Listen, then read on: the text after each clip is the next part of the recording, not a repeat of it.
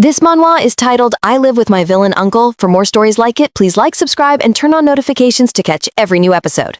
Her mom always told her that one day she would meet her uncle, a man who was like a mad dog, but actually more of a puppy. She said Aika would surely like him because he was warmer than anyone else.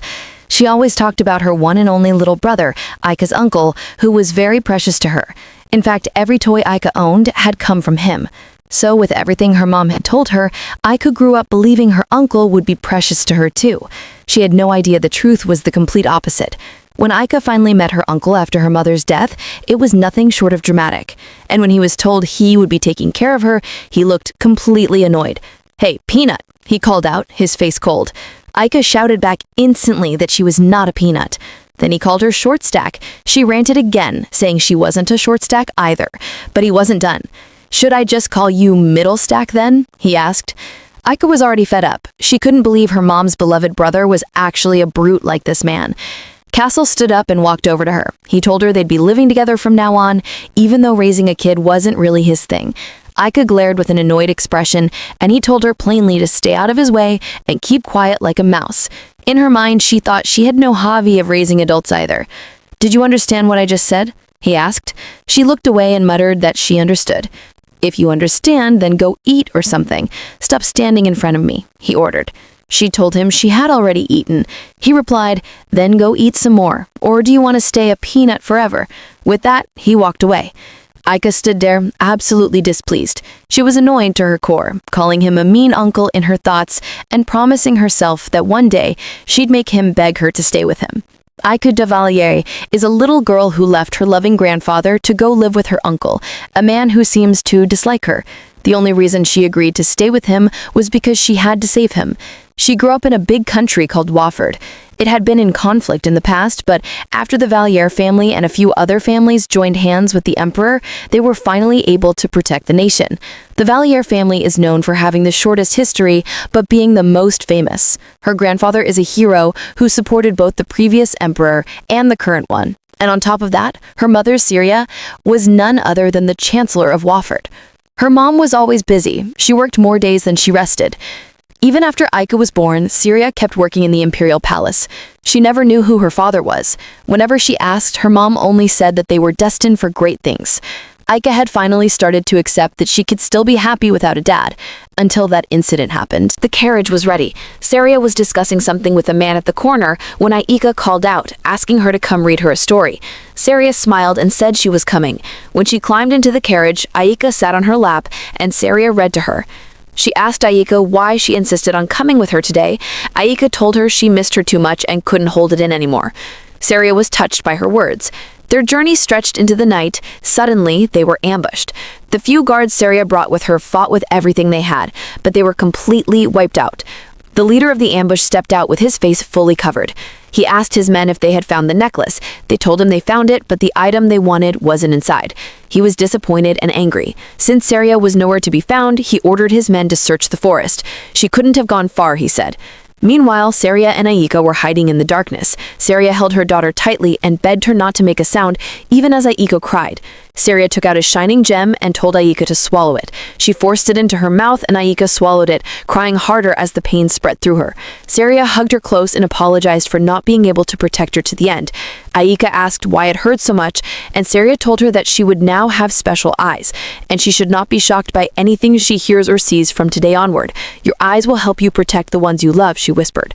Syria told her never to tell anyone about this power. It must stay between the two of them. Aika cried, begging her mother not to die. Syria smiled softly, called her a good girl, and said it's their little secret. Everything went blank, and when Aika opened her eyes again, her mom was no longer beside her. Her grandfather told her she had been found alone in the forest, not inside the carriage with her mother. Aika herself couldn't remember anything after the promise. Her memories were blurry and scattered. The imperial palace investigated the incident, but nothing was found. The emperor was furious, and she understood why. Her mother had been so good at her job, so loyal, so hardworking. He must have been heartbroken. At her mother's funeral, Aika cried and cried until she lifted her head and saw her uncle. It was the first time she had ever seen him, and he looked exactly like her mother. Before she realized it, she called him Mom and ran into his arms, hugging him tightly while sobbing. Any child would have been confused. Kassel had the same hair and the same eyes as her mother, so Aika truly thought her mom had come back to life. After that day, she clung to her uncle nonstop and refused to leave his side for days. Later, she went to stay at her grandfather's house, and that was when she began to understand what her mother meant before she died. Aika discovered she had gained the ability to sense danger approaching the people around her before it happened. She had a foresight ability. At first, she only saw the future in her dreams, but soon the vision started appearing out of nowhere, even while she was awake. She slowly got used to the power and began preventing accidents around the kind maids in the house. Then one day, she had a dream. She saw her uncle caught in something dangerous, a moment where he was about to be assassinated. She woke up in shock. One thing was certain, she couldn't ignore it. She couldn't let it happen. For her mother's sake, her uncle must not die. And that is how our little Aika made her decision. She would go live with her uncle. She would stay close to him, watch his every move, protect him no matter what. And of course, anyone would wonder why a little girl kept following him around. That day, Aika was in her room writing when her maid, Zenda, walked in. Aika immediately asked where her uncle was, and Zenda replied that he was probably in the dressing room. The moment Aika heard that, she dashed out of the room, saying she was going to see her uncle. Zenda tried to stop her by suggesting a snack instead, but Aika refused, insisting she needed to see him right now. Zenda reminded her that the master didn't like being disturbed when he was busy, but Aika didn't care, so Zenda had no choice but to escort her. When they reached the door, Aika shouted excitedly, announcing that she had arrived. There was no response. Annoyed, she began banging on the door loudly, making Zenda fear. Kassel finally opened the door, looking at her with a cold expression. He asked why she was making noise, even after he had warned her not to draw attention to herself. Aika froze instantly when she saw him. His shirt wasn't buttoned. She stared, silent for a moment, then suddenly smiled mischievously and asked him to play house with her. Kassel frowned and asked why he would ever do something like that with her. Aika immediately clung to his legs with a firm grip. Even when he tried to shake her off, she held on tightly. He yelled at her to let go because he had to go out, but she refused, holding on with all her strength. "Just as stubborn as your mom," he shouted. Aika shouted back, insisting her mom wasn't stubborn. Then out of nowhere, Aika switched to a pitiful expression. With tearful eyes, she begged him not to go and promised she would give him all her snacks. Kassel looked down at her and smirked, asking if she really thought he would agree just because she made that face. She pretended not to know what he was talking about. He raised his voice, telling her to get down before he'd toss her aside. She kept pleading, telling him to grant her wish just this once, but he wouldn't budge. He demanded she get down immediately. Aika's heart tightened. She knew that if her uncle left now, her dream might come true. He might get hurt by the bad guy she saw. She had overheard Kassel and her grandfather speaking in secret about him dealing with every person who held a grudge against the Valiant family, one by one. That meant he had a ridiculous number of enemies right now. If she couldn't stop him, he would go far away, just like her mother did. For a moment, Aika wondered if everything would have been different if her mom were still alive. Finally, she let go. She sat on the ground and burst into tears, telling her uncle how much she missed her mom. Seeing her like that, Kassel sighed and kneeled to her level. He told her that whenever she missed her mom, she should look in the mirror. Aika shook her head and reminded him that she didn't look like her mom. Her hair was black, not red. He was the one who looked just like her. Kassel frowned and asked how he looked like her mom. Aika giggled and said he looked exactly like her. Kassel sighed again, asking why she had to come here and turn his life upside down. Aika's face fell. She asked if he disliked her because she was a headache. He scoffed and asked whoever told her that. "Then, do you like me? And do you want to live with me?" she asked. He immediately looked away and said he neither liked nor disliked her. He was just not good at raising kids. He said she should go back to her old man's place. Aika cried harder, telling him she liked her uncle very much. She said her mom used to tell her so many stories about him, and she always wanted to meet him, so she wanted him to like her too. Kassel stayed silent. Aika reached out and touched him gently. She told him she wanted them to get along, and she promised she would only bother him a little while living with him. Kassel stared at her, and for a moment he saw his sister in her face. He quickly stood up. Aika called out to him, and he told her she could do whatever she wanted. If she wanted to crawl or run around, she should go ahead, Just don't get herself into trouble." Aika's face lit up instantly. She couldn't believe he actually said that. She jumped excitedly and asked if he really promised. Kassel sneered and asked, "Haven't you been living with me all this time?" Aika pulled a folded paper from her pocket.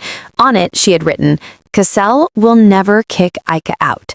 She asked him to press his fingerprint right there.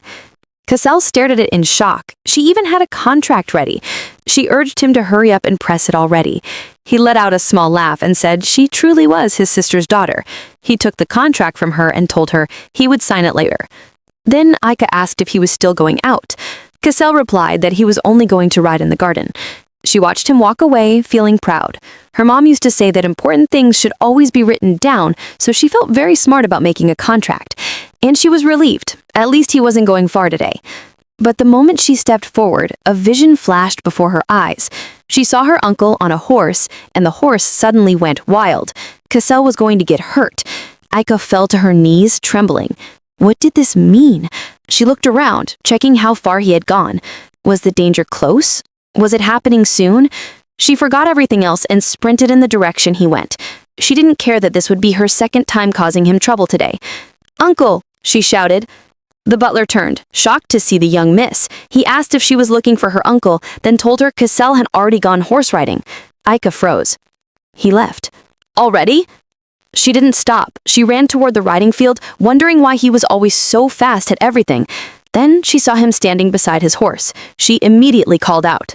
He turned just as she ran up to him, angry and out of breath, calling him a liar who said he wasn't going out today. Kassel frowned and asked what she was talking about. She grabbed him and made a fuss, and he asked her when riding horses inside his own mansion became going out. "You can't ride that horse," she shouted. Kassel looked down at her with a sigh and called her Peanut, asking what nonsense she had been saying since morning. Aika looked at Gunter, the horse, and noticed something strange. Then she saw it. The horse's leg was raised in a way that wasn't normal. She asked her uncle if Gunter always lifted his leg like that. Kassel didn't understand what she meant, so Aika got down from him and walked toward the horse's leg. She asked softly, "Does it hurt?" Kassel grabbed her quickly and pulled her back. He yelled, asking if she understood how dangerous it was to touch a horse like that, or did she want to get hurt? Aika insisted the horse looked like it was in pain. Kassel sighed and ordered one of the servants to take Gunter away and have him checked. When Aika heard this, she asked if he was still going to ride. Kassel said there was no way he would when the horse was hurt. Aika smiled so brightly she almost glowed. Just knowing he wouldn't get hurt again made her heart jump with relief. Kassel stared at her, confused. Why was she so happy? He pinched her cheeks and asked why she was smiling like that right after causing trouble. He quietly thought to himself that she should have stayed with the old man who spoiled her. Why did she run around and almost get herself hurt? This was why he didn't want her living with him. Still, he lifted her into his arms and carried her back to the mansion. He asked if she was sleepy, and she was. Before he even made it to her room, she had already fallen fast asleep in his arms. He laid her gently on the bed, but as he tried to step back, Aika grabbed his sleeve in her sleep, holding on tightly, mumbling for him not to go anywhere. Kassel stood there for a long moment, staring at her small hand clutching him.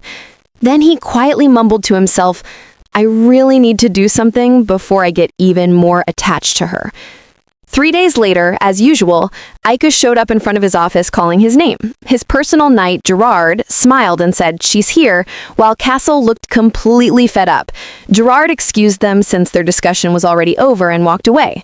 Aika rushed to Kassel with a book in her hand. He called her Peanut and asked why she didn't just stay in her room. Aika quickly told him she wasn't a peanut, then happily opened the book and showed him a drawing she made of the two of them. Kassel stared at the page in shock. He couldn't believe she drew herself so well and made him look exactly like a devil. "This is supposed to be me?" he asked. Aika chuckled and asked if it wasn't a good job. Kassel got up and told her to go ask Zenda to dress her. She blinked in surprise and asked if they were going out. He replied that they were going to see Grandpa. Hearing that, Aika's face lit up. She asked if she could take a gift for Grandpa because she wanted him to taste the cupcakes she ate earlier. Kassel told her she could do whatever she wanted, and she happily thanked him. Zenda began dressing her lady. Aika smiled all through. It had been so long since she last visited Grandpa. She wondered what made her uncle suddenly suggest going to see him, but she didn't care. She was too happy. After a long carriage ride, they finally arrived. Aika jumped out, calling for Grandpa, and ran straight into his arms. He held her tightly as she told him how much she missed him. He smiled and said his baby was finally here. Kassel teased Grandpa for dyeing his red hair black, and Aika quickly defended Grandpa, saying now they have the same hair color. She gently touched Grandpa's hair and face. Immediately, Grandpa asked why she hadn't gained any weight, or if Kassel wasn't feeding her. Aika told him she always eats with her uncle, and they even had breakfast together today. Excited, she told Grandpa she brought him a gift. He wondered what her tiny hands could have carried, and when he saw the snacks, he suggested they enjoy them together. Aika proudly told him she already ate a lot before coming, but that didn't stop her from joining another round of cakes. The maid watched her eat as much as she wanted and asked if she still wanted juice. Aika smiled and said yes. They served her again. She asked Marie when Grandpa and Uncle would come back. Marie smiled and said they went to talk in private and would soon return. Just then, Aika heard a sound, like a carriage moving away. Her heart jumped. She quickly got up and ran to check what was happening. Marie called after her, but Aika didn't stop. She rushed outside and peeked through the gate, only to see Grandpa standing in front of a carriage. And it looked like her uncle was leaving. Right there, the truth hit her. Her uncle was leaving her behind. Her eyes filled with tears, and she broke down crying. Aika rushed downstairs, shouting her uncle's name, but before she reached the door, his carriage had already driven off. Kassel grabbed her quickly, stopping her from running after it and getting hurt. She screamed for him to let go, but he held her tightly. She couldn't believe it. He was really leaving her behind. She only wanted to save him. Inside the carriage, Kassel could hear her calling out, but he pretended not to. He kept his eyes forward and acted like he heard nothing. Aika stayed in her room the whole day, surrounded by all her toys, completely angry. Even Grandpa had never seen her like this. She blamed him, crying that if he hadn't stopped her, she would have caught up to her uncle. Grandpa felt sad, but reminded her that she once said she loved living with him. He begged her to stop crying and come eat something delicious with him. But she hid under her blanket and said she wanted nothing, absolutely nothing. She sulked the whole day, thinking to herself that he promised not to abandon her, but he did. So she decided she wouldn't care about him anymore. Back at Kassel's mansion, his butler came to him and said it had been a few days since her lady left and the whole place was too quiet now. Kassel replied that he liked it better this way. The butler forced a smile, thinking to himself that Kassel was the only one who thought so. Just then, Gerard walked in after announcing his arrival. Kassel let him in, asked what was going on. Gerard handed him a letter from the Vallier estate. It was about the young lady. Kassel's expression changed as he asked what the letter said. Gerard explained that her lady hadn't been eating and was completely out of it, waiting for him. "Shouldn't you go and see her?" Gerard asked softly. Kassel went silent for a moment. Then he finally spoke, saying it was only for now. Once she realized he wasn't coming back for her, she would adjust. They both tried to change his mind, but he reminded them they were no longer working at that moment and asked them to leave. He was left alone. Then his eyes landed on a snack placed on the table. Instantly, he remembered how much she loved eating, how she would stuff her cheeks with food like it was the best thing in the world. He set down the paper in his hand and sighed with annoyance. He told himself he couldn't afford to get close to her. Cutting ties early was the best decision he could make. But deep down, he knew he wasn't himself either. Later that night, Kassel rode his horse alone, making sure no one noticed. He headed straight for the Vallier estate to secretly check on her since she hadn't been eating. When he arrived, he avoided the main gate. He didn't want any attention. Instead, he jumped over the fence and landed quietly in the backyard. He guessed the peanut would probably be in her mother's room, but just then, something caught his eye. Two men in masks were whispering, planning how to get their target. They said they would split up and meet in front of the room. Kassel stepped out and ambushed them. "Where do you think you're going?" he asked coldly. They froze. Being caught by Kassel De Leguier was the last thing they expected. Panic filled their eyes. Kassel sneered. "How dare you attack the Vallier estate? I hope you're ready for the consequences." He grabbed one of them and demanded, "Who sent you?" Before the man could answer, Kassel sensed something behind him. He turned fast and blocked a sword with his own. It was Grandpa. Both men were shocked to see each other. They lowered their swords and Grandpa asked what was going on. Kassel explained the ambush and said there were likely more attackers around. He told him to handle these ones. He would go check on Little Peanut. As Kassel ran to her room, he prayed she would be inside and not wandering around. When he opened the door, he saw a lump under the blanket.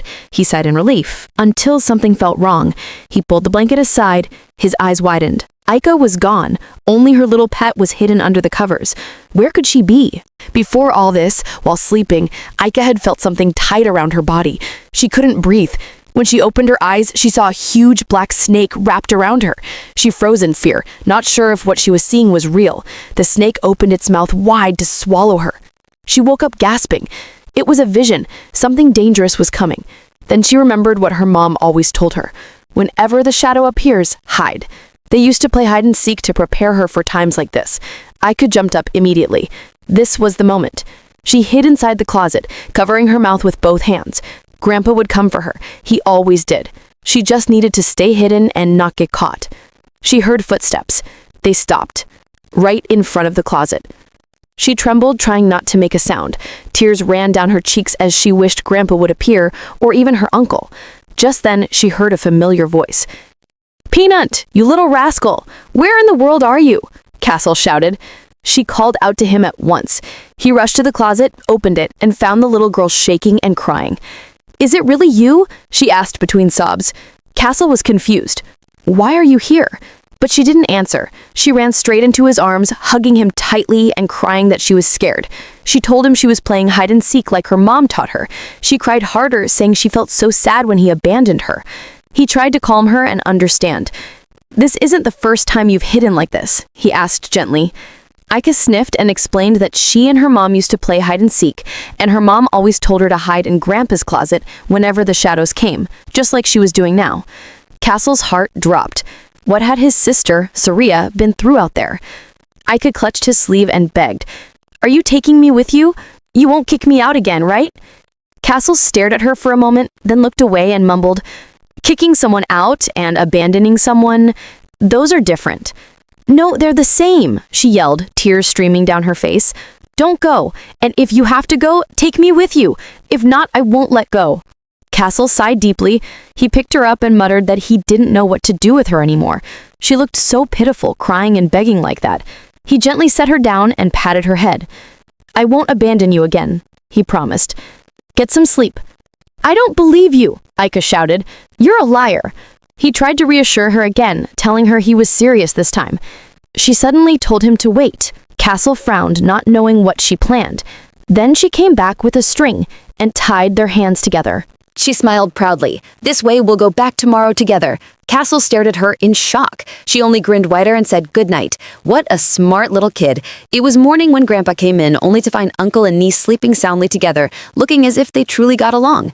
"If you were going to give in anyway, why play so hard to get?" he mumbled to himself. It was finally time to leave. Kassel carefully carried Aika in his arms. He told Grandpa that he was taking her now. It had gone far enough. Aika's face lit up with pure joy, and everyone around could see how happy she was. Grandpa leaned close and teased Kassel, threatening to strip him of his title if he ever made Aika cry again. Kassel simply nodded in agreement. Grandpa asked what he planned to do with his little puppy. Aika happily said she would come to visit often. He warned her that if this little rascal ever bothered her again, she shouldn't hesitate to come and tell him. Kassel could hardly believe what he was hearing. Kassel asked Grandpa if he had caught all the intruders from yesterday. With a cold, serious expression, Grandpa confirmed that he would make them pay for daring to look down on the Valorts. Kassel felt a wave of relief and asked him to reach out if anything else happened. After a few more words and farewells, they drove off. As soon as they arrived, Aika announced her presence to Zenda. The maid's face lit up at her return. "I'm so happy you're back. I've grown attached to you without even realizing it," Zenda said, smiling. "I missed you too," Aika replied warmly. Zenda promised to protect her, even though she didn't have much power. She would do her best. Aika's heart warmed, but she still felt a little guilty. "I don't want to put you in trouble because of me," she said softly. Zenda waved her off. "I'll be careful," she promised. Aika smiled to herself. It was reassuring to have Zenda by her side. She thought strategically, realizing that if she could win everyone over, they would all protect her if her uncle ever got angry. That way, he wouldn't be able to kick her out again. She turned to Zenda and whispered that she wanted to get closer to the others too. She shared her plan, leaning close so no one else could hear. Zenda's eyes sparkled and she chuckled softly. "What a wonderful idea," she said. Aika felt pleased. With this plan, everyone would be on her side. The next morning, the mansion was filled with love and happiness. Every servant had a ribbon on their dress, and it was all Peanuts' doing. Kassel arrived with Gerard and wondered why everyone looked so silly, faces stretched and strange expressions. Just then, Aika appeared, her voice bright as she called out to Gerard with a cheerful hello. He asked how her journey was, relieved she had returned safely. Kassel reminded her to be careful, and Gerard asked what had brought her. Aika wiggled playfully, saying she had something for him. She pulled out another ribbon and handed it to him. "For me?" he asked, surprised. She smiled, explaining that he should pin it on his chest. because she had prayed to the flowers for only good things to happen to him and thanked him for always protecting her. Gerard was flattered and thanked her, promising he would treasure it. Kassel stared at them like two silly children. He thought to himself that Peanuts had been behind all this fuss since morning. He considered taking one of her gifts to stop her from whining, but to his surprise, she hadn't given him anything. Instead, she assured him she wouldn't bother him anymore. She left, leaving Gerard completely shocked. Kassel couldn't believe it. She really hadn't given him anything. The estate's chef had prepared delicious meals and snacks for her lady as a thank you for putting smiles on everyone's faces that morning. Kassel told her to stop being noisy and not get swept up in the kids' antics. Sophie asked why he used such harsh words for her lady's effort to make everyone happy. Kassel turned to Aika, who was happily eating her meal, and asked if she was forgetting something. She reluctantly said no, praising the potatoes on her plate. He couldn't believe she had thought of gifts for everyone but not for him. Just then, Aika remembered something and turned to him. She had a favor to ask. Showing him what it was, Gerard's eyes widened. He noticed the crest of the imperial family. Aika smiled, explaining that she had seen it on his table and grabbed it. She asked him to take her to the imperial palace because the emperor had requested her visit. He wondered why she had gone through his things like they were hers, asking if she even knew the emperor. She smiled again, saying she didn't, but knew he was her mom's friend. Since she hadn't been to the palace yet, he should just take her there. Kassel refused. She panicked. Why? She asked. He replied, maybe because my chest feels empty. Look at him making a big issue out of not getting a ribbon. So funny. Aika, puzzled, asked what that meant. Kassel got up, telling her to finish her meal and not remain any. Sophie pointed out that her uncle was completely sulking and she had never known him to be such a sore loser. Aika stuffed her mouth with cake, thinking to herself that it was obvious if she didn't do something now, he wouldn't take her to the imperial palace. Gerard noticed that Kassel had been in a bad mood for a while. The only reason he could think of was that Aika hadn't given him a brooch like everyone else, and the shock must have hit him hard. He wondered what was really going on. There was no way the young lady would forget him. Just then, they noticed a box on a table in the corner. Opening it, they found an extremely shiny brooch, its colors more beautiful than anyone else's. Gerard smiled. It's obvious her lady left this for him, he said. Kassel picked it up, asking, who even asked for this? But deep down, he was extremely happy. What's so special about some scrappy little thing like this? He muttered. Turning to Gerard, did you get yours in a box? Gerard shook his head. Kassel felt a quiet pride stir inside him. Gerard added, maybe her lady made one for the person she thinks is the most precious. Look at him, making a big issue out of getting his in a box. He's such a puppy. Kassel told him to stop fussing and get back to work. Gerard could instantly tell that Kassel's mood had improved. Later, Gerard reported news about the intruders at Valley Estate. 38 had been dealt with, but 7 had escaped. The problem was that the captured ones refused to say who had sent them. Kassel smiled, shaking his head. How absurd, he said. They're ready to get themselves killed. He ordered that the rest be captured quickly. Before leaving, Gerard was told to inform Peanuts to get ready to visit the Imperial Palace tomorrow. Gerard asked what about the work at hand, but Kassel replied he didn't feel like it. What are you still doing? Get moving, he ordered, and Gerard left to relay the message. The next morning, her lady was dressed in her finest gown. She asked her uncle if she looked pretty, but he didn't answer. She noticed the brooch on his chest and admired it. He turned away, entering the carriage, asking if she was going to a party. She rushed over to meet him, but he suddenly stopped, placing a necklace around her neck. Arriving at the Imperial Palace, her lady noticed all eyes on her. Of course, it was because of the necklace her uncle had put on it, his name boldly engraved on it. She complained, saying it was too big, but he replied firmly that she had to wear it and not cause trouble. She promised to behave, hoping he would remove it, but of course, everyone knew he was too stubborn to agree. Music bands were present, playing lively tunes to entertain everyone. Kassel asked when the emperor would arrive, and immediately a voice spoke from behind. I cleared my entire schedule just for this visit. You must be Aika, the emperor asked, leaving our dear Peanuts completely shocked.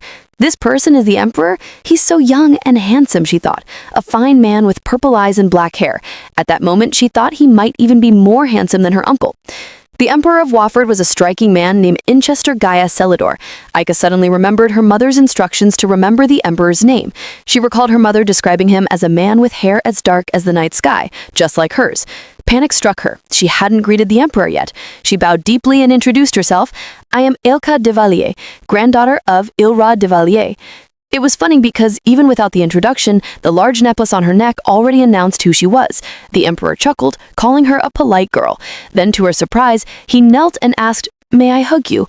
Without hesitation, Aika opened her arms happily. "Of course," she said. He hugged her tightly, his voice soft. "I had no idea you've grown this much.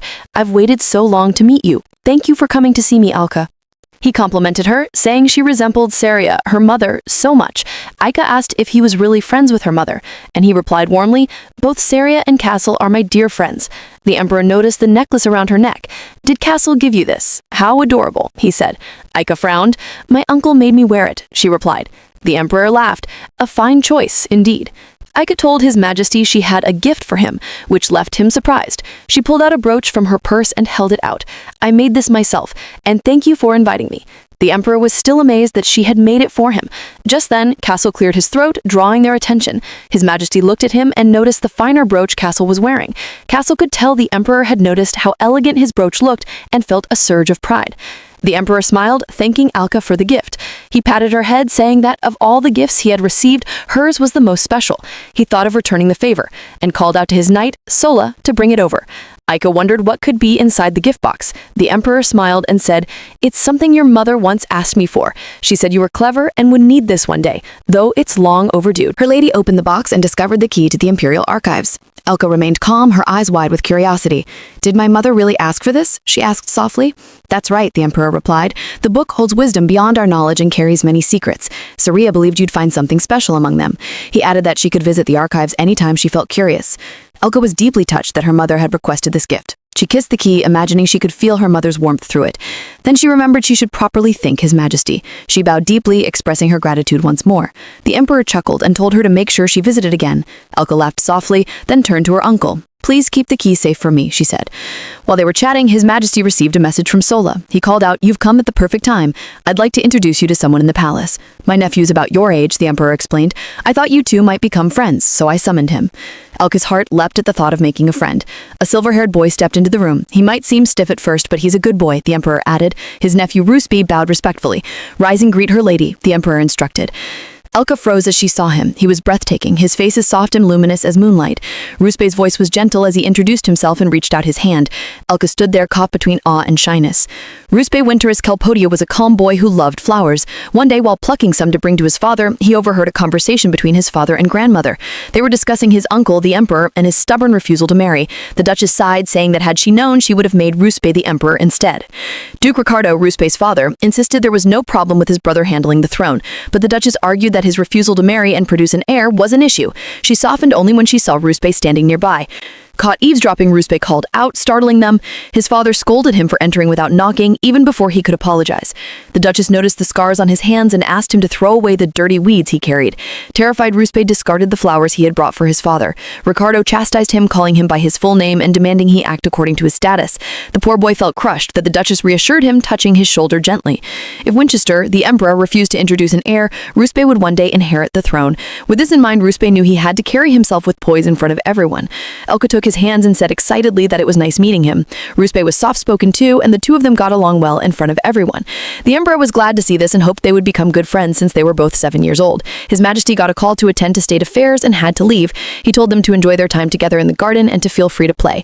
Then he told Kassel they would meet again at their next official meeting, and he happily turned to her lady, telling her not to get sick or hurt. He added that if she had any worries, she should come to him. Her lady was glad to hear that. Out in the garden, Kassel, holding her lady's bag, told the two Peanuts to have fun and not to get into trouble. Elka asked why he wasn't coming with them, and he reminded her that he wasn't a peanut, so why should he follow a bunch of peanuts? Elka made a silly face and told him not to think of joining later. Then she grabbed Rusp's hand and ran off to play in the garden. When the two of them were finally alone, Elka suggested they build a castle, but Rusp replied coldly that he wasn't interested. He let go of her hand immediately and told her clearly that he didn't want to do kid stuff. Elka was confused at how distant he became the moment they were alone. She couldn't believe how fast his attitude changed. That was when she realized he was an actor, because every game she mentioned, he rejected. Aika didn't give up. She picked some flowers and asked if he liked them, but the moment he saw them, he remembered the flowers the Duchess had ordered him to throw away. He looked away and said he didn't like them either. Her lady told him flowers weren't only for kids because even adults like them, but he shouted that they would make him dirty and threw them away. "The adults aren't here, so just let me rest," he said, asking her not to try too hard. Aika didn't give up. She smiled and said she guessed he really disliked flowers. Rusp felt sad, but agreed that maybe he disliked them a little. Aika told him to wait and dashed off. Rusp wondered what on earth she was trying to do. Even after he had said all that, she still hadn't given up, running around excited all by herself. He concluded that he didn't need friends. After a moment, Aika returned, smiling happily. She showed him a flower ring and asked if he liked this instead. She told him it was a gift from her to celebrate them becoming friends, but Rusp told her sadly that he didn't need things like friends. She asked why he was acting so lonely, but he said it wasn't loneliness, only kids needed friends. She reminded him that they were still kids, and her uncle always said kids like them should eat well and play more. She told him responsibility was for adults, and she truly wanted to be friends with him. "I want to make flower rings together. I want to see you again," she said excitedly, asking him if he would be her friend now. Of course she wanted to be friends with him. She had always been surrounded by adults. Looking at the ring and at Aika's sincerity, he wondered if he was really allowed to do something like this, having a friend. He took the ring and slipped it onto his finger, and it looked so good on him. But the moment he thought about his father's reaction, he panicked. Fear rushed through him, and he suddenly began to cry, thinking to himself that maybe he didn't need things like power. He needed things like friends. Aika, confused, asked why he was crying and if he hated the idea of being friends that much. She apologized quickly, saying he didn't have to be her friend. But he shook his head and said that wasn't it. Then he thanked her. He told her he did want to be her friend. Aika froze for a moment, confused, because he was crying yet saying he wanted friendship. Rusp repeated softly that they should be friends. Aika agreed immediately and held his hand, happily telling him all the good things about herself and her uncle. When Rusp realized how much she loved sweets, he told her to visit his estate someday and taste the sweets made by their skilled chefs. Aika brightened, but then suddenly she felt a strange cold and her smile faded. Panic flashed in her eyes. Rusp asked what was wrong, but she told him it was nothing, just the cold. He took off his coat and gently placed it on her, telling her to stay warm. She thanked him, but her mind drifted away. It was strange. She only felt this dizzy and cold when she first saw the future, so why was she feeling it now? Meanwhile, not far away, Regia, an old man from the Deslin dukedom, was watching them from a distance. He narrowed his eyes and muttered that it seemed the Valliart family was already starting their connections. He found it cunning and ordered his aide, Akil, to follow him as they headed back. It was night, and her lady was in the carriage heading back with Kassel. She sniffled and cried sadly, making her uncle ask if she was really that upset about parting with the other peanut. She told him that Rusp was her first friend, so of course she would be sad. She held the flowers tightly in her hands and suddenly remembered the moment she parted with Rusp. She had promised to see him again in the Imperial Palace after 10 nights when he asked when he would see her again. She had also given him her sweets as a present, and when he heard they were her favorite, he was touched. He told her he had something for her too. He took out a bunch of yellow flowers he had picked and gave them to her, saying they looked like her. Aika was so happy and promised to treasure them. Remembering all of this now, she felt sad and thought to herself that if she hadn't suddenly felt cold, she could have played with Rusp a little longer. She wondered why it had felt so cold back then, not knowing it was all because of the man from the Deslin dukedom who had appeared. Meanwhile, Rusp was also in his carriage heading home, unable to stop staring at the sweets she had given him. His attendant wondered why he was staring at them so much. "Young master, shall I put that in your bag?" his attendant, Kame, asked. Rusp shook his head and said he would carry it himself. Kame found it really strange because the young master didn't even like sweets. The next day at the Marcus Leguier estate, Aika, as usual, ran into her uncle's room and happily announced her presence while he was changing his clothes. He asked why she only showed up at times like this, whenever he was changing his clothes. Aika wiggled around and said there was something she really needed to ask. He asked what it was, and she replied that she had thought about it last night before bed. The Emperor is Mom's friend, right? She added that he was so nice to her and that he even had the same hair color as her. Kassel asked her what she was going on about and told her to get to the point already. She yelled at him for being an adult with no patience. "Well, what I'm curious about is, by any chance, is the Majesty married?" she asked, leaving Kassel shocked. She then asked if there was any possibility that he had children. At this point, I'm beginning to wonder if Aika might be the Emperor's daughter. If she is, then there's trouble ahead and a lot could get messed up. Or could it be that she already had a vision? This is getting really interesting and deep. Kassel glared at her, asking why she was suddenly asking whether the Emperor was married or not. Aika yelled back, saying she was only curious. Then she suddenly switched to a pitiful expression. She pleaded with him, asking him to please tell her whether the emperor was married or not. Kassel turned away and said the emperor wasn't married, then told her to get out already. Why isn't he married? Can't you tell me the reason? She asked curiously. She added that maybe it was because of a destined love. Aika's eyes sparkled as she asked if it was just like the fairy tale love stories. At this point, anyone could tell that Kassel was already tired of our girl's endless questions. He told her he didn't know and that it was probably something like that. But curious Aika didn't stop there. She asked who his destined love was and was already about to start guessing when Kassel kicked her out of the room and slammed the door shut. She pouted in annoyance, thinking to herself that her uncle was His Majesty's friend. Yet he still didn't want to tell her anything. How mean of him. She concluded that she was only backing down for today. After all, it wasn't like she was scared of him. A few days later, at the regular mansion, Kassel thought to himself that Peanut had been acting strangely lately. Someone who always used to roam around and cause trouble had suddenly become quiet. Normally, if he came to her room and was about to leave, she would curiously ask where he was going and even try to follow him. But this time around, she asked him, and when he told her that she didn't need to know, she didn't bother to ask again. Bro, that isn't like our little Aika. Something is definitely wrong somewhere. Kassel couldn't believe that she wasn't begging to follow him. It was really suspicious. Well then, I'm off. Don't cause any trouble and watch the house, he said. Aika smiled cutely and told him to have a safe trip. Did she just say that? Kassel paused, thinking to himself how she could give up so quickly. Could she be up to something? Her being well-behaved was seriously making him nervous. Stepping out, the moon was out in its fullest glow, and the carriage was already waiting. As Kassel walked toward it, he thought to himself that this would be the first party at Balyard since his big sister passed away. He concluded that the old man had already made up his mind. Still, did he really have to go? Gerard welcomed him and asked if they should depart. Kassel instead asked him to give the report about the task he had assigned him. While in the carriage, it was reported to him that they had already dealt with the remnants, and about 7 were still being pursued. Kassel calmly told them to keep pursuing them. Immediately, the main gate opened, and the carriage departed. As Kassel went through the documents inside the carriage, he thought to himself that maybe he should have checked on Peanut one last time before leaving. But then he concluded that she should be sound asleep by now. Just then, his gaze landed on a box placed right in front of him, and he glared at it suspiciously. Why is he looking at it like that? Doesn't he know about the box being in his carriage? Come out, he shouted while staring at the box. He shouted again, ordering whoever was inside to come out. Immediately, the box opened, and Aika came out, exhaling in relief, as if she had been suffocating inside the whole time. How did she even get in there? This mischievous girl. Little Aika laughed and asked how he knew she was in there. Kassel glared at her and told her to come out completely, and she did. Sitting face to face, he asked her when she got in and hid there. She sighed and said she climbed in when he was talking to Gerard.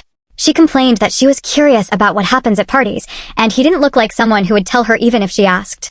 So you just jumped in? He asked, his expression looking completely strange. He didn't know what to do anymore and finally told her to do as she pleased. Aika was shocked that he actually agreed to take her along. She immediately jumped into his arms, saying he was the best. The best in Warford, the best in the whole wide world, she exclaimed. Our dear Peanut is so lovely. He told her to stop flattering him and go sit down already, and the carriage continued moving. Aika suddenly asked if it was her grandfather's party. She said excitedly that she was happy she was attending it after all. That way, she would get to see her grandpa after a long time and eat lots of delicious food. Kassel asked if she peeked at the letter too, because how else would she know so much about the party? Aika ignored him and kept saying how excited she was. He warned her that if she ever tried something like this again, he would stop taking her out. Finally, they arrived at the venue. Of course, it was very beautiful. Aika was amazed by the view in front of her. Everywhere was lit up and sparkling brightly. She turned to her uncle excitedly and said she couldn't believe this was actually their grandfather's mansion too, because it was really pretty. Kassel told her that it was and warned her not to run around. Little Aika thought to herself about how her mother used to dress up so cutely and go out in the evenings. If she had known back then, she would have tagged along all those times. Entering the hall, Kassel held onto her hand. She asked if her grandfather had arrived yet, but he replied by asking how he was supposed to know. Grandfather is your dad, so you should know, she pointed out. Right after that, she noticed everyone's gaze falling on them. She was surprised at first, then suddenly felt nervous. She wondered why everyone was staring at them. Her head turned slightly, and she began hearing people whispering. They were shocked that the Marquis, who never attended parties, had actually come today. Many wondered who the child with him was, and some even claimed she belonged to the Prime Minister. Aika was surprised, wondering how they already knew her when she hadn't even seen them before. Just then, her eyes widened in shock. She thought to herself that she could feel a cold wind blowing from somewhere, and her heart was pounding so hard it almost hurt. Someone approached Kassel, saying he was wondering what all the commotion was about. But now that he had seen Kassel, he said he finally understood what it was all about. Kassel coldly asked if there was a reason he shouldn't attend his own family's party. As the man stepped closer, a strange energy swirled around him, and he replied that of course there was no reason. "I only meant that it's good to see you after going through such hardships. You're even avoiding parties now," he said, smiling strangely. Aika was terrified. She thought to herself that she had seen such an emblem on a staff somewhere before. Just then, a flashback hit her, her mother's voice telling her that she must never get close to anyone with a snake-like eyes symbol or a turtle symbol. Just like her mother had said, the man's staff carried that very crest, and Aika recognized it immediately. Deslin is the snake, and Rondo is the turtle. Aika's eyes widened in shock. She immediately concluded that she needed to run away, because this was the same person her mother had warned her about. Her body began trembling, but her uncle held onto her tightly, reminding her that she wasn't alone. Kassel addressed the man as Marquis Rondo, saying that as he grew older, his worries seemed to increase. The old man was the Marquis of House Rondo, Gemide L. Rondo. Aika quickly hid behind her uncle's leg, thinking to herself that Marquis Rondo was definitely close to the snake Deslin, and that all of them were dangerous. She wondered why she suddenly felt cold again, and the man's voice sounded strangely familiar too. Kassel told Marquis Rondo that they would be on their way, and that he should enjoy the party. Rondo stopped him, asking why he was rushing to leave when he hadn't even introduced the child with him. He reached out his hand and asked if she was the Chancellor's child he had heard rumors about. Kassel immediately grabbed the Marquis's hand, stopping him from touching Peanut. He glared at the Marquis coldly and warned him that if he kept speaking so carelessly, things could become troublesome. The Marquis grinned mischievously. As Kassel told him to head back, the man chuckled, rubbing his wrist, and said he would be careful. He claimed he meant no misunderstanding and only wanted to exchange greetings. Aika held onto her uncle tightly and watched the man say his goodbye. Kassel and Aika continued walking down the hall. Little Aika's expression was much lighter now. Soon, they saw Grandpa waving excitedly and calling out to Aika, calling her his little princess. "Grandpa," she called out happily, and he chuckled. As usual, she ran into his arms, rubbing her cheeks against his and commenting on how smooth they were. Kassel stood behind them, glaring. Grandpa asked little Aika why she was so late, and she told him that she had something she wanted to ask. He smiled and asked what his little angel was curious about. Aika then asked if she had ever met Marquis Rondo when she was much younger. Grandpa's expression hardened immediately. He asked why she was suddenly asking about that man. Aika replied that she felt like she had heard the man's voice somewhere before, but she couldn't remember where. Kassel suddenly butted in, annoyed, saying she must be confusing it with some other old man's voice. "This guy really likes picking fights with our girl." Aika yelled at him, saying that her grandpa's voice was much cooler and deeper. They told her not to worry, saying it was probably just her imagination. Aika complained, saying her mom had told her to be careful around the Rondo and Deslin families, so how could she not worry? Kassel was shocked and immediately asked if Syria had really told her that. Aika explained that she used to study with her mom and had memorized all the family crests. She even said her mom praised her a lot for being able to draw them so well. Kassel was still surprised that his sister had actually said such a thing. Grandpa quickly changed the topic and said that he had a gift for Aika. Aika looked surprised and asked what kind of gift it was. Grandpa happily told her that he was building an academy for her to attend. "An academy?" she asked, confused. Grandpa explained that once she grew older, he would send her there, so he wanted to make sure it was built beautifully. Kassel added that he couldn't send his Peanut to some rotten school, so they were building one that would suit her perfectly. "Our little Aika was surely born into the right family." Kassel added that Duke Valiert was suddenly using his old brain for once. Grandpa replied that, even though their family history might be short, he was making sure the future would be more perfect and better. Kassel asked why he was going through all this trouble, and why he didn't just take over an existing academy instead. Grandpa chuckled and said that a school had shut down last year, so he snatched the founding rights and planned to turn it into a top academy before Aika ever attended. Aika was surprised, and Grandpa also suggested that she visit the academy site later. He said that even seeing a single brick would become a great memory for her. Little Aika smiled and said it sounded fun to go. Kassel sighed, thinking to himself that he would be the one suffering again. Aika excitedly told Grandpa that she had made a friend. Grandpa asked if it was someone he knew. Aika chuckled and said they would be meeting in the palace in 10 nights, so she would introduce him then. She turned to her uncle and asked if he would come too. Kassel replied that she had already decided on her own again, as if she wouldn't force him to go if he refused. Kassel urged Peanut to come down already, since the old man was supposed to be busy greeting guests. Aika suddenly said she wanted to play with Grandpa some more. Grandpa told her he would finish quickly and come right back for her. Aika stood in a corner, sipping juice and watching how women were swarming around her uncle. She thought it was strange, because earlier no one had even come near him. Aika pouted, wondering why he wasn't responding to their greetings. She wished she could respond on his behalf. Just then, a lady with blonde hair approached Kassel. She said she had come over because it was noisy there, and behold, it turned out to be the Marquis himself. Kassel glanced at her, and the lady excitedly said they were blessed with his presence. The lady was from Count Lemode's house, and her name was Stella de Lemode.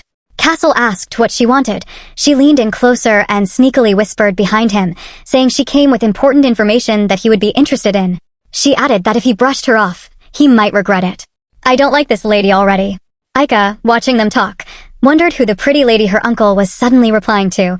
Her eyes widened as a thought crossed her mind. Could this lady actually be her uncle's girlfriend? Just then, Hella leaned in and whispered something to him. Kassel then told Aika to stay close to Gerard and said he would be right back. Aika agreed immediately, leaving in excitement because she didn't want to get in the way of her uncle's love. She couldn't believe that her uncle had someone he loved too. Aika rushed over to Gerard and told him that they should go. While walking, she whispered to him and asked if the lady was her uncle's girlfriend. Gerard was shocked. He didn't even know when he burst out laughing, asking her what she was even saying. He told her that they weren't in a relationship. They were just two people who shared the same goal and were heading in the same direction. Aika was disappointed to hear that they weren't boyfriend and girlfriend. Just then, little Aika's eyes widened in shock when she noticed a beautiful fountain in front of her. She asked Gerard if she could sit there, but he told her she might get wet and catch a cold. He suggested that she sit at the table next to it instead, and she agreed happily. They both sat at the table, and Aika glanced at the fountain since she could see it clearly from that angle. While eating sweets, she pouted again and said it would have been nice if her uncle could see it too. Gerard suggested that they go back to the carriage if she was bored, saying Kassel would meet them there. Aika refused, saying she wanted to go along with her uncle instead. Gerard then asked if she would excuse him so he could go check on the situation with Kassel and Lady Hella. After that, Gerard left, and Aika continued eating happily. Meanwhile, in a corner, a pink-haired lady was glaring at Aika and calling her a little brat. Who's this again? And why is she so hostile and bitter? The lady complained, saying Aika was the kid who showed up at House Valliard and was now sticking close to the Marquis's side. Young lady, if she doesn't stick around her uncle, should she stick around with you? For crying out loud, she's just 7. I feel like punching her right in the face. How dare she say that about our little Aika? Aika sat there for a while and thought to herself that Gerard was taking too long. She wondered if she should go look for him because she was bored, but she didn't want to cause trouble. Just then, she heard people behind her talking. They said she must be the Marquis's illegitimate child because she even looked like him. They added that he was unmarried, yet he suddenly showed up at a party with a grown child and didn't even look ashamed. Aika's expression hardened. Could they be talking about her? She wondered why they were saying she had been hidden all this time, when she knew her mom never hid her and was always proud of her. The man laughed and said he wouldn't believe that the Marquis was planning to make her his heir. The pink-haired lady laughed too, saying she was a child raised outside the family and unrecognized by the house, so they would never make her an heir. To think the Chancellor of the Empire has such a huge flaw, they mocked. The man added that since the Marquis didn't seem to dislike the child, it was probably good news for Miss Rosina. The lady asked what he meant, but just then, they were startled by Aika shouting at them. My mom never hid me, she yelled. You two are liars. Mom always said she was proud of me. Our little Aika is brave. I love this. No one can bully her. The lady got angry after being called a liar, but Aika didn't stop there. She told them to watch their mouths and not speak carelessly when they didn't know anything. You little brat. What do you think you're doing? The lady yelled, asking if Aika was trying to teach them manners now. The lady added that because of a nuisance like her, the Marquis and House Valliard had to hear such ugly things. Not only that, she grabbed her wine glass, calling little Aika a disgrace to the family, and was about to spill it on her. Aika immediately shut her eyes as the lady poured the wine. When Aika opened her eyes, she realized someone had stepped in front of her. It was Kassel. The lady froze in shock when she realized that the Marquis had seen everything. Our hero is here. Please teach these ill-mannered people their place. She began trembling when she realized she had just poured wine on Marquis de Leguier himself. Gerard quickly rushed over, gently holding onto the lady and asking if she was all right. Kassel glanced at Gerard and coldly ordered him to leave with the child. The pink-haired lady was terrified, praying that the Duke hadn't heard everything she had just said to a little child. She remembered how the Marquis had accepted the glass of wine she offered him earlier, and how special she had felt then. But now it was clear she had completely ruined her chance with him. "Go ahead and keep running your mouth," Kassel said calmly, which shocked her even more. Anyone in her shoes would wish the ground would open up and swallow her whole. Kassel continued, asking why she was suddenly quiet after flapping her big mouth earlier. The lady forced a grin and asked how he could say such vulgar things. Kassel coldly replied that she saw nothing wrong with what she said to his child, yet found his reply vulgar. "Rosina Green. Tommy DeMito," Kassel said slowly. "You two better start managing your wallets carefully." They were left completely stunned. Kassel turned away immediately and walked off. They shouted after him, asking what he meant by that, but he didn't even turn back or pay them any attention. Before coming back down, Kassel changed his ruined outfit. When he returned and saw Aika waiting outside, he asked why she was standing there in the cold. Kassel scolded Gerard for leaving Aika alone in the first place. Gerard bowed his head and apologized, saying he would accept whatever punishment was given to him. Aika angrily swung her hand and told Kassel not to scold Gerard because he did nothing wrong. She clenched her dress and told her uncle to remember what her mom always said about people who insult others, that they are people whose hearts are like hell inside, and they hurt others to feel better themselves. Aika suggested that they forgive them just this once, saying they were cooler than them anyway. Kassel was stunned. He suddenly remembered how his sister used to touch his head when they were young and say those exact same words. He immediately looked away and told Aika that she won. "I win?" Aika asked curiously. "Uncle, does that mean you like me a little now?" Kassel frowned in confusion. Aika pointed out that he had just praised her. He frowned even more and said they shouldn't talk nonsense. Aika finally realized that wasn't really a praise after all. A few days later, the carriage was moving again. Inside, little Aika excitedly thanked her uncle for coming with her while holding onto the family name necklace he had worn for her again. With his arms folded, Kassel asked if she was really that happy. Aika reminded him that they were buying a gift for Rusp, so of course she was excited. She added that she didn't get to play much with him last time, and since they were meeting tomorrow, she was really looking forward to it. Aika then told him that the flower shop they were going to was a place she used to visit with her mom, and that the lady there was a very kind person. She kept turning around in her seat so much that Kassel finally told her to sit still and stop talking. It was clear he was already exhausted from her endless energy. Aika looked sad and said she had never come to the market before, so why couldn't she just look around? Kassel glanced at her from the side, avoiding her gaze, and told her not to try using that pity look on him. He said they were only here to buy flowers and then go home. But little Aika didn't drop her cute act. She pleaded softly, saying she wanted to go to the market. Kassel tried his best not to look at her as she kept begging to have fun in the market. Aika continued, saying they sold dolls and snacks too, and that it would be so much fun. In the end, Kassel agreed to show her around next time, and she quickly made him promise that. Immediately, the carriage stopped. Little Aika jumped out excitedly, and Kassel warned her to be careful as she ran into the shop. As she entered, the shop lady was about to say welcome, but she froze the moment she saw Aika. Her eyes filled with tears as she called out to her. Aika waved happily and called her sister, saying it had been a long time. The shop lady rushed over and hugged Aika tightly, smiling softly as she asked if she had been doing well. When she said Aika must have been scared all this time, Aika's eyes became watery. "If I had known it would end like this, I wouldn't have let Lady Syria go that day," the woman cried while holding her. Aika didn't know what to say. Kassel stood nearby, quietly watching the scene. Aika suddenly looked up and asked the shop lady curiously if she knew anything about her mom's accident. The lady wiped her eyes and told little Aika that her mom had come to the shop the day before the accident to buy flowers. She said she could still remember the smile on her face clearly.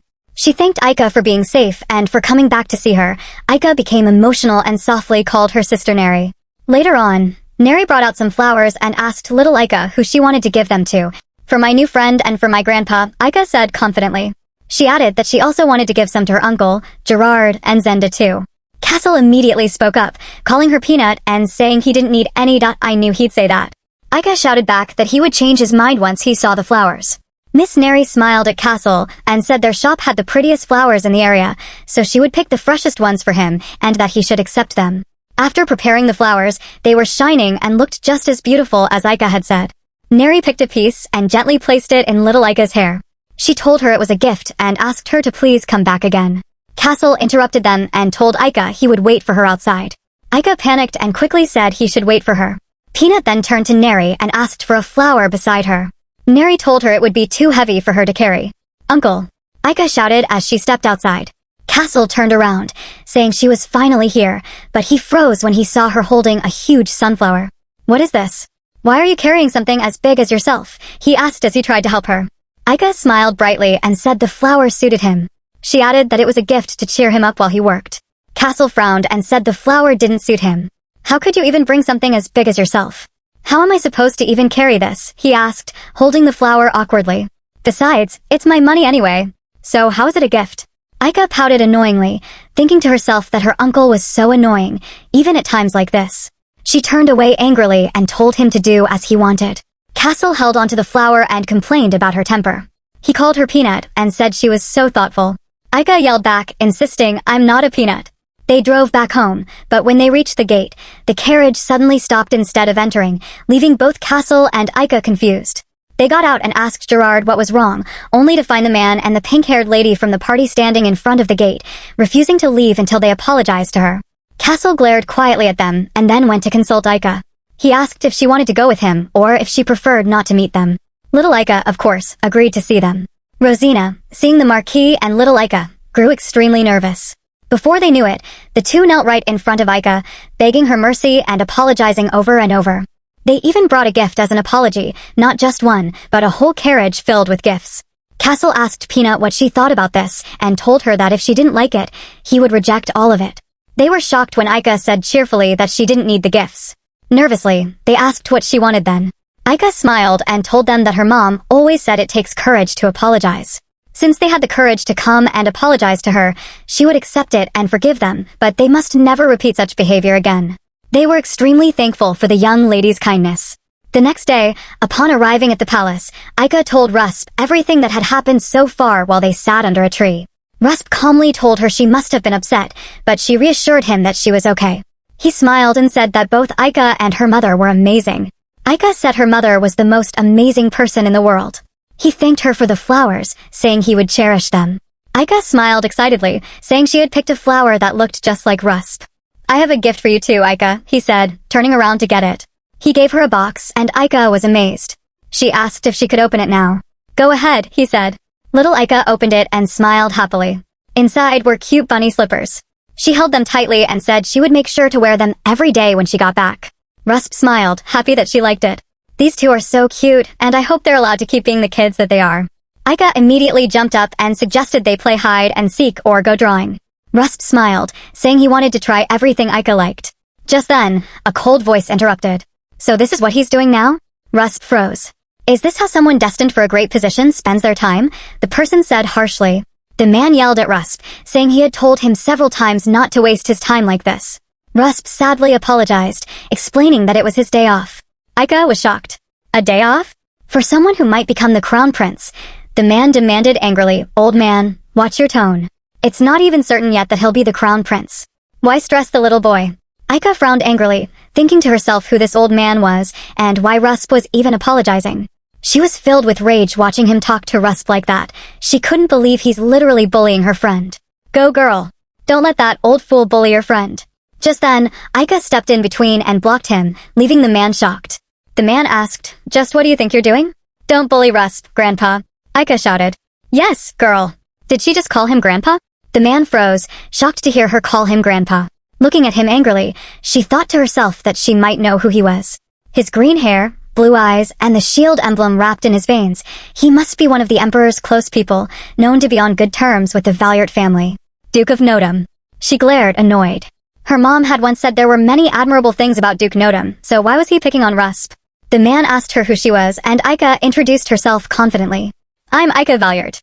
I like the way our girl always stands up for herself and doesn't let any adult intimidate her." Hearing the surname, he asked, "So they've given up hiding her?" "Bold little thing," he said. "My name is Gail De Nodum." Aika thought to herself that this was a different name. He must be the Duke's son she had read about in books, not the Duke himself. No wonder something felt off. Gail asked Aika if her grandpa hadn't taught her to show manners to grown-ups. Aika replied confidently he did, "But I also learned that any adult who bullies a kid is a bad person. Right now, you're bullying Rusp." Gail told her that she was too young to understand, but that the path Rusp was walking was a difficult one. Aika shouted, "Rusp is 7, just like her." My mom always says we're supposed to see and experience more than just study. If you disagree, I'll ask the Emperor. Gail immediately said, no need for that, and mumbled to himself that little Aika had the same temper as that old geezer of hers. Aika called him a mean grandpa and told him to stop bothering her friend. Gail told Aika to leave immediately, but Rusp suddenly hugged her from behind. Aika's eyes widened in disbelief. She called out to him, confused. Rusp reassured her, saying he was okay. He let go of her, and Gail stood there, watching them, confused. Rusp stepped in front of Aika and spoke directly to Gail. He explained that he had made time today, hadn't slacked off on his studies or sword training, and promised he hadn't done anything to shame his majesty either. He tried to convince Gail to believe him and leave them alone. Gail had no choice but to withdraw. As he turned away, disappointed, he muttered that if only the Emperor had married, they wouldn't have such problems in the first place. He told the kids not to waste their precious time on pointless distractions. Aika glared at him angrily as he left. She pouted. My mom always said Notum people are good, but I'm truly disappointed after meeting this one. Rusp laughed and told her not to get too mad. The man was just looking out for him. That didn't look like it, though. Aika agreed, saying she'll just be a little mad since he said so. She grabbed his hand excitedly. We should go play now. Rusp tagged along, confused, asking if she had somewhere in particular she wanted to go. At the Imperial Old Library, Gerard told the kids to handle the books carefully and call him if the shelves were too high to reach. Aika thanked him and handed him her bag excitedly so he could put the key inside. The two kids ran over to start exploring, and Aika led the way. She was amazed, and Rusp confessed that it was his first time in the old library too. Aika suggested checking out the fairy tale section, but when she looked at Rusp, she could tell he seemed down, maybe because of the earlier scolding. She wondered if there was anything she could do to help him. Suddenly, Aika noticed a shelf that had no books at all. A mischievous thought came to her. She glanced at Rusp, who was busy checking books at the back, and an idea sparked in her mind. What is our little Aika planning to do? Aika thought of hiding inside the empty shelf to scare him, and then suddenly pop out. Oops, this doesn't sound like a good idea. Immediately, Aika entered the shelf. She didn't see the end and was surprised. It looked narrow from the outside, but it was actually bigger on the inside. Crawling deeper, she realized that hiding here for hide and seek was going to be totally cool. Suddenly, she saw light coming from the extreme end and decided to check it out. Meanwhile, on the other side, Rusp was already looking for her. Kassel and Lord Cammy suddenly heard Rusp's voice echoing as he called out for Aika. Immediately, Rusp and Gerard showed up in front of them, and Rusp couldn't stop trembling. Kassel, calling him White Peanut, asked what was wrong. Before Gerard could say anything, Kassel asked if her lady had gone home before him. Aika has gone missing, they informed him, leaving him shocked. Rusp cried out, saying they were looking for books in the old library, but when he turned around, there was no sign of her. Rusp claimed it was his fault, but Kassel touched his shoulders, consoling him while still calling him White Peanut. It's actually funny. How could he call someone White Peanut in this situation? Stop trembling and follow me, Kassel commanded. Rusp nodded and followed confidently. Kassel ordered Gerard to call in the guards and head to the old library immediately. Kassel ran fast, thinking to himself just where Peanut had vanished. He hoped she was safe. The life of someone having a curious child, it's always exhausting from one problem to the other. But I love it. Kassel pushed the knight who stood in his way, determined to enter the library. One of the guards urged him to calm down, saying they were mobilizing all the troops in the castle to find the young lady soon. Kassel coldly told them not to get in his way again. The knight argued that what he was doing wasn't right, since storming in like this against his majesty could be considered treason. Move. Kassel yelled, but the guard refused. At that moment, his majesty appeared, asking Kassel to calm down and assuring him that they would find Aika. Kassel yelled at the emperor, asking if he thought Kassel wouldn't kill him, just because they knew each other. He pointed out that all of this would never have happened if he hadn't given Aika that key last time. His majesty sighed, admitting that he had acted rashly, but reassured Kassel that Aika would surely be safe, and asked him to wait a little longer. Kassel, furious, grabbed the emperor by his collar and yelled, asking if he really expected him to wait any longer. He accused him again, saying Aika had disappeared because of that key, and demanded whether the emperor actually expected him to trust and just wait. This temper thing sure runs in the bloodline. Did he just jack the emperor like that? Bro. Kassel was so pissed that he didn't even realize when he blurted out that he wanted him to sit back and watch his niece follow in his sister's footsteps. The knight yelled, asking what he was doing. But his majesty calmly told Kassel to trust his sister, saying there was no way she would leave something that could harm her daughter.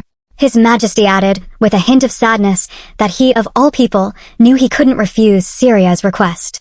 Kassel calmed down immediately and let go of his majesty, saying he would let him go, for now. Just then, someone called out from behind, saying they had found her lady. Meanwhile, on the other side, Rusp was hugging Aika tightly. She chuckled softly. He let go and asked if she was hurt anywhere.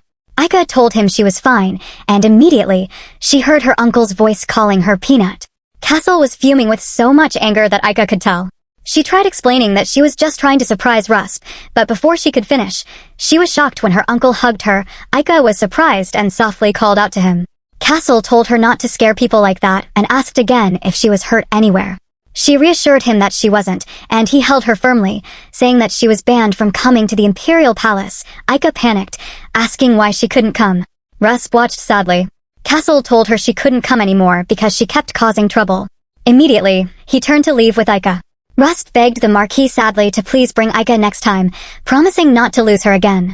My Shayla, he'd really be lonely without Aika. I feel so sad for him. Aika smiled and called out to Rusp. Kassel repeated firmly that she had been banned from the palace and told Rusp that if he wanted to play, he should come to the house instead. Rusp clenched his fists, saying this would never happen again because he would protect her. Kassel stared at him, confused, and couldn't help thinking that he just felt an unusual aura from him. He shook the thought off and smiled, saying he would think about it, but for now, she was totally banned. Aika told Rusp that she would definitely come next time since he had listened so well. He waved at her, smiling, and said they should meet next time. Aika thought to herself, feeling a little sad, that she couldn't tell anyone the truth because no one would even believe her story. A few hours earlier, when Aika had gone into the shelf, she came across a rabbit and couldn't believe it was actually a rabbit at first because it looked so composed. This is literally like Alice in Wonderland. Aika was even more shocked when the rabbit spoke, asking who she was. Huh. Was that you speaking? She asked, her mouth open in disbelief. The rabbit replied, asking who else it could be but them. It asked if she knew Syria, and Aika quickly asked if it knew her mom. Mom, the bunny asked in surprise. It introduced itself, saying its name was Lepus and that it was Syria's friend. The rabbit didn't know Syria had a daughter. My mom has a ghost bunny friend? Aika said in amazement. The bunny yelled that he's not a ghost. Noticing the clock ahead, Aika realized it was late. The bunny asked her name, and she told him, Aika. The rabbit told her to wait, that it would be back soon, and suddenly disappeared into a transparent wall. Aika was amazed and touched the wall, asking how it passed through. She tried herself, but annoyingly, realized she couldn't enter. Lepus stuck out a rock with written words, saying Syria had left it for her. Lifting it up, Aika asked what it was. The rabbit replied that he had been sealed in the tablet until Syria, the indicator, awakened him. Into what? She asked. The bunny told her it was another name for seeker. Lepus asked if Syria hadn't told her, and Aika replied sadly that her mom had passed away not too long ago. Lepus told her that must be the reason Syria had said someone important would come to see him, and seeing her there, it must mean she was that important person to Syria. Lepus explained that Aika was young, so Syria had asked him to enlighten her about everything and protect her from predators. Aika was confused about what predator meant. Lepus showed her an amazing magical device, and she was amazed. It displayed the image of a predator and a hunter. Lepus told her they were extremely dangerous people. Originally, there was a god who managed the world's balance, but one day that god left, leaving an absolute being as its agent, and it disappeared. Along with that, it entrusted 10 relics imbued with divine power, called the Hierotica. Lepus sighed, saying there was no way the Absolute could manage everything on its own, so it distributed the relics to Seekers and Messengers to maintain the world. But that help didn't last. Those who envied the Seekers began hunting them and stealing the relics. That's when the Predators appeared. Still, the Seekers continued protecting the relics. Lepus told Aika that she had inherited the power of the Seekers. Aika was surprised. What did you just say? I'm going to be hunted too, she asked. The bunny told her not to worry. It would protect her. That's actually strange. Why couldn't it protect Syria? It's obvious Syria died protecting the relics. Aika asked how exactly it wanted to protect her. Lepus replied that if a seeker awakened an artifact that was dormant, it would awaken and grant them special powers. Aside from Aika, Syria had awakened many artifacts and gained great strength. She could bind someone's movements for a while and even ward off the rain. Aika was amazed to hear that her mom had such abilities. Aika told Lepus about the jewel her mom had given her, which allowed her to see the future, and asked if that was an ability too. Lepus explained that Syria had forcibly drawn out her power, and that wasn't important. What was important was that Aika needed to gather artifacts and grow stronger to stand up to the hunters. As a seeker, she could sense the aura of artifacts. Hunters couldn't sense artifacts, but they could recognize seekers and harm them, taking the artifacts for themselves out of greed. So, to avoid the hunters, a seeker had to learn how to use their abilities properly and hide their aura. Lepus told Aika that she had met Serpens, but hadn't properly awakened him yet. Aika was confused. "What is Serpens?" she asked. "You haven't met him?" "A snake with one red eye," Lepus asked. Immediately, Aika recalled the incident of the snake at her grandpa's house that night. She quickly replied that she had seen a snake, but it was just a dream. Lepus said he didn't know why it appeared in her dream. But anyway, if she wanted to survive, she needed to awaken it as soon as possible. "How do I awaken it?" she asked. "Simply call it Serpens and it will awaken," he replied. Aika shivered, unable to imagine meeting that scary black serpent again. Lepus immediately warned her that there was no time, because something scary was at the door and she had to leave now. "Trouble? What are you talking about?" she asked curiously. Lepus didn't explain. He simply pushed her out, insisting she head back before she got into danger. That was how little Aika ended up leaving the shelf and getting scolded by her uncle. A few days later, in the Leguier estate, Aika sat on her bed, contemplating whether to summon Serpens or not. She knew she was running out of time.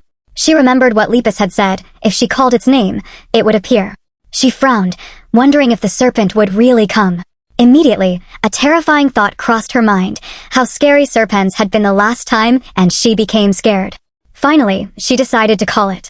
She closed her eyes and shouted, "Serpens." The door opened immediately, and it was Kassel. He asked, "What are you doing?" Aika got startled instead. "Why are you startled?" he asked. "It's because you just came in," she replied. He asked what was wrong, and she told him nothing, but he said he was going to the Imperial Palace, so she would be eating lunch alone. He urged her to eat all the vegetables Sophie would serve her later. Immediately, he turned to leave. Aika begged him to take her along to the Imperial Palace. He refused bluntly. She asked why, and he said he would think about it. "I said I'll think about it, not that I'll actually agree," Kassel added. "So you better give it up for now." Aika felt saddened. Could it be that he would never allow her to go to the Imperial Palace? She really wanted to see His Majesty and Rusp too. She wondered what to do. At the Imperial Palace, Kassel told the Emperor coldly that he would not let Aika come after that dangerous event last time. His Majesty nodded, saying he understood how Kassel felt, but he was only trying to fulfill Syria's last wish. He asked Kassel to allow Aika to come and go freely in the Imperial Palace. Kassel glanced at him, speechless. "You must have a plan for saying that," he said. "Of course I do," the Emperor replied. He took out a paper with a symbol and asked Kassel to look at it. "This is the solution I came up with," he said. "With this, Aika can visit the old archives and return safely." Looking at it, Kassel asked why the Imperial Palace was involved. If the nobles found out, they would make a huge fuss. The Emperor smiled. "They won't find out. That way, she can visit the palace formally, and Rusp won't have to miss her. Everything I do is for Aika and Syria." Back in Aika's room, she was fuming. She had heard her uncle leave and decided to try summoning Serpens again. She shouted its name fiercely, her eyes closed. When she opened them, there was nothing. Confused, she called again, but it still didn't appear. Suddenly, she found herself in a strange place, rain pouring down over a vast ocean. She sank in, unable to breathe. She panicked. What was happening? She was just in her room. Could this be because she called Serpens? Suddenly, Serpens appeared, and she was back in her room again. Her eyes widened in shock. "Did you call me?" it asked, looking cute. The Serpens was no longer huge. It had shrunk to the size of a tiny worm, leaving Aika completely surprised. "You're Serpens?" she asked, still amazed. "How did that giant Serpens turn into a tiny snake?" "It's actually cute. Maybe it shrank because she's a little girl." "Well, I like it this way. At least little Aika wouldn't be scared anymore." Serpens introduced itself properly. Looking into its eyes, Aika thought to herself that they were the same as the gem she had eaten. Seeing how small and fluffy it was, she concluded that it was cute. Serpens asked why she was staring. Aika introduced herself, realizing it must be the owner of the power of seeing the future. Serpens concluded that she must have heard about it from Lepus. Aika explained that since she got the power from eating a gem like its eyes, she guessed that must be why. Serpens called her smart, adding that as her powers grew, she would be able to see the future clearly and accurately, however she wanted. Meanwhile, Kassel was on his way back. Serpens told Aika not to worry. Since she had summoned it, it would help her. She thanked it, then became sad, saying she wanted to tell Lepus she had met it, but she couldn't go back there. Just then, she heard the carriage outside and realized her uncle had returned. She wondered if he would allow her to go to the Imperial Palace again, and she knew he would probably say no. "I'll be right back," Aika told Serpens. A few hours after returning, Kassel went for his sword training, but Aika showed up, standing her ground on being banned from going to the palace. Seeing how she insisted, he asked, "What exactly are you planning to mess up again?" Gerard and Sophie watched from the corner. Gerard whispered, "His Grace is the worst." Kassel spoke up, "I heard that." Since that wasn't working, Aika changed the topic, asking if she could write to Rusp instead because she wanted to invite him to the house. Kassel replied, "If it's an invitation, then it's fine." Aika's eyes lit up with excitement. Kassel glared at her and added, "I'll assign you a tutor next week. You're at the age where it's necessary. You need to behave and stop causing trouble." Aika asked innocently, "Do you really think I caused trouble?" Seeing her look sad again, he asked what was wrong.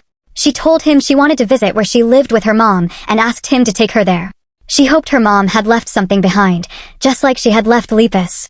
After much hesitation, Kassel turned away, saying, "I'll take you there when things are much safer." Aika jumped excitedly. "You'll really take me?" Just when she was about to say something, he added, "Don't start listing a bunch of weird conditions." Aika chuckled. "I'll give you something valuable if you take me." "What?" Kassel asked. "I'll give you a kiss on the cheek," she said, leaving everyone frozen, especially Kassel. He looked confused. What does a kiss have to do with this whole discussion? Gerard and Sophie murmured, complaining, "Why should His Grace get a kiss all to himself? That's so unfair." Aika proudly told him, "Mom says my kiss is worth 1,000,000 gold." Hearing that, Kassel smiled, thinking, Seriously? He told her, "If you give me 2, I might consider it." Aika panicked. 2? That's 2,000,000 gold. This is so hilarious. Kids can turn a full-grown adult into a kid too. She called him greedy. "Do you think I'm not worth that much?" Kassel asked. Aika looked away. "I have no choice." She asked him to bend down, and he did. Aika landed a kiss on one cheek cutely, then turned to the other side and kissed the other cheek, like a little dog sucking up his cheeks. She was so cute. Kassel smiled. "Why did you give me 3? She proudly said, "One was a gift from me to you." "You're not secretly up to something again, are you?" he asked. "No," she replied. Aika was happy and left excitedly, saying she'd go write a letter to Rusp. Kassel told her to take a nap or something first. Aika went back to her room and began writing her letter to Rusp. She invited him cutely, saying they'd have fun, eat sweets together, and play games in the garden. When Rusp received her letter, he was surprised. He quickly went to his room to read it. He smiled while reading, but suddenly, a voice came from behind, his father. Rusp froze. "Is that the letter from Lady Valier you mentioned?" his father asked. Rusp got up immediately. His father thought to himself, an illegitimate child of the former chancellor appearing out of nowhere is suspicious. He told Rusp not to go. The poor boy was shocked. Aika would be so disappointed. She put in so much effort for this. His father turned away, saying he didn't even need a reason. Rusp called out as his father started leaving. "It is necessary that I go." The Duke stopped and glanced at him. Rusp confidently defended himself. "The Valier family is aligned with His Majesty. Creating this alliance with her strengthens our ties. Our boy has really grown confident these past few days. He even talks back to his father now." Rusp added, "I owe the young lady a favor." His father asked, "Have you forgotten your place after mingling with a young lady? Remember, you will become the crown prince." "I still remember that," Rusp replied. "I'm focusing on my studies and training, but there's a lot to learn about Marquis Reguier too." He pleaded to be granted permission. His father thought to himself, this is the first time he's talked back like this. Finally, he turned away. "Do as you please, but do not bring shame to the family." Rusp was overjoyed and thanked him. He began trembling as he left, thinking, this is the first time I've stood up to my father, but now I'll finally get to meet Aika. He smiled, thinking to himself that he was changing more as he saw her, and he didn't hate it. Rusp thought meeting Aika would be great, but regretted it immediately when they finally met, because Aika fell into the lake. While running to her, he thought, if he had known this would happen, he would have stayed back just like his father suggested at first. That would have been better, right? What just happened? At this rate, Aika is going to be confined to her room for life. Girl, you attract trouble way too much. Part of the story ends here. Want to see what happens next? Let us know by commenting the name of our protagonist, Aika.